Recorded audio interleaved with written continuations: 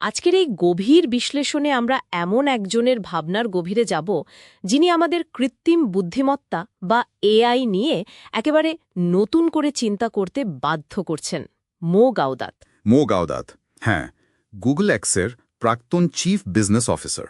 ঠিক, তিনি স্টিভেন বার্টলেটের The Diary of a CEO পডকাস্টে আর তার নিজের লেখাগুলোতে যা বলেছেন তা বেশ আলোড়ন সৃষ্টি করেছে। কিন্তু একদম, বিশেষ করে তার এই কথাটা বেশ ভাবার মতো। এআই নাকি শুধু আমাদের কাজ নয়, সরাসরি মানুষের মস্তিষ্ককে প্রতিস্থাপন করতে চলেছে। মানুষের মস্তিষ্ককে? হ্যাঁ, গাওদাত জোর দিয়ে বলছেন এটা আগের শিল্প বিপ্লবগুলোর মতো সহজ ব্যাপার নয়। কারণ এবার সরাসরি জ্ঞানভিত্তিক কাজ, হোয়াইট কলার জব যেগুলো, সেগুলোই বড়সড় ঝুঁকির মুখে পড়ছে। ইন্টারেস্টিং। তাহলে চলুন ব্যাপারটা একটু খুলে দেখি।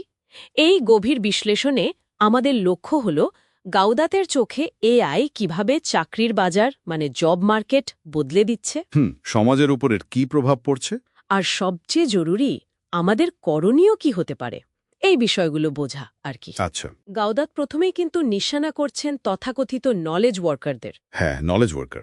ধরুন, যারা অ্যানালিস্ট, ডিজাইনার, এমনকি কোডার, তাদের কাজ নাকি মারাত্মক ঝুঁকিতে। ঠিক, তিনি একটা উদাহরণ দিয়েছেন, স্থপতির উদাহরণটা। হ্যাঁ, বলুন।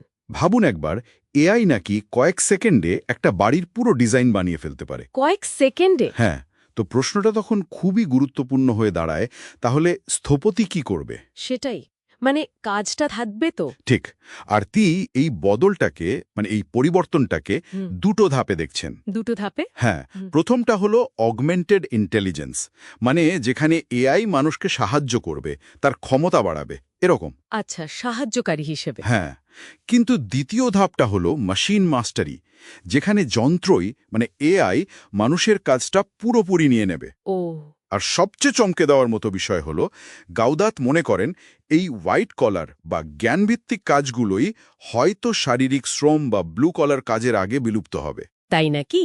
সাধারণত তো আমরা ভাবি উল্টোটা, কায়িক শ্রমের কাজগুলোই আগে যাবে, রোবট এসে সব নিয়ে নেবে, এরকম।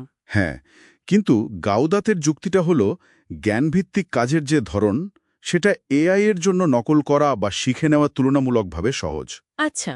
কিন্তু শারীরিক বা বাস্তব জগতের কাজগুলোর জন্য যে ধরনের উন্নত রোবোটিক্স দরকার, সেটা এখনও কিন্তু পুরোপুরি তৈরি নয়, সময় লাগবে। বুঝতে পারছি। তিনি একটা অনুমান করছেন যে বিশ্বজুড়ে প্রায় ৩০০ মিলিয়ন চাকরি সরাসরি এআই এর কারণে ঝুঁকির মুখে পড়তে পারে। ৩০০ মিলিয়ন? বিশাল সংখ্যা তো। অনেক বড়। আর এই ঝুঁকির গভীরতাটা বোঝা যায় যখন শুনি এআই এর একজন গুরু, জেফ্রি হিন্টন।